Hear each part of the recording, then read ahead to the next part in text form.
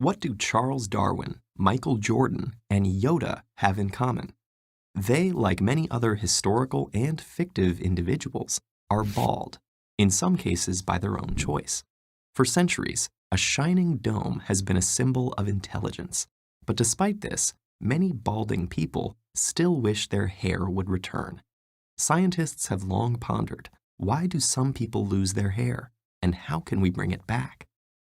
The full-headed among us have about 100,000 to 150,000 hairs on our scalps, and scientists have discovered two things about this dense thicket. Firstly, the sprouting hair we see is mostly made up of keratin, the protein left over from dead cells that are forced upwards as new cells grow beneath them. Secondly, the structures that drive hair growth are called hair follicles, a network of complex organs that forms before we're born and grows hair in an everlasting cycle. This cycle has three main phases. The first is anagen, the growth phase, which up to 90% of your hair follicles are experiencing right now, causing them to push up hair at a rate of 1 centimeter per month. Anagen can last for 2 to 7 years, depending on your genes. After this productive period, signals within the skin instruct some follicles to enter a new phase known as catagen, or the regressing stage, causing hair follicles to shrink to a fraction of their original length. Catagen lasts for about 2 to 3 weeks and cuts blood supply to the follicle, creating a club hair, meaning it's ready to be shed. Finally, hairs enter telogen, the resting phase, which lasts for 10 to 12 weeks and affects about 5 to 15% of your scalp follicles. During telogen, up to 200 club hairs can be shed in a day, which is quite normal. Then, the growth cycle begins anew. But not all heads are hairy, and in fact, some of them grow increasingly patchy over time in response to bodily changes.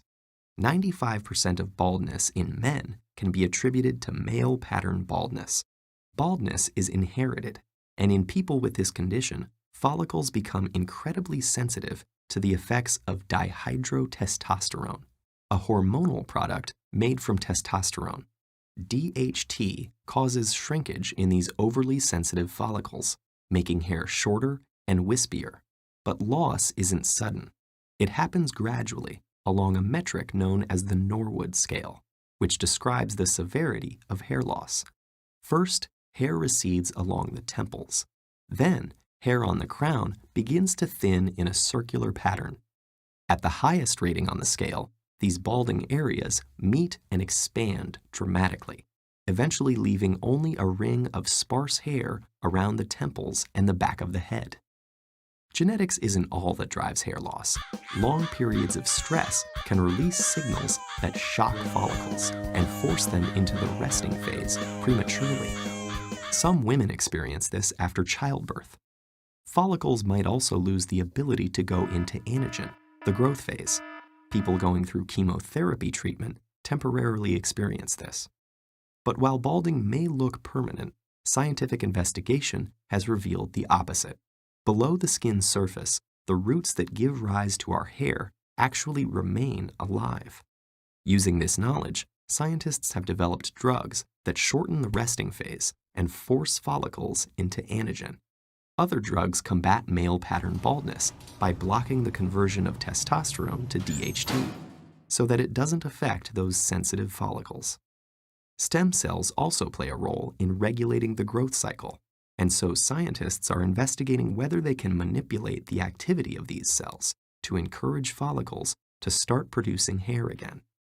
And in the meantime, while scientists hone their hair-reviving methods, anyone going bald or considering baldness can remember that they're in great company.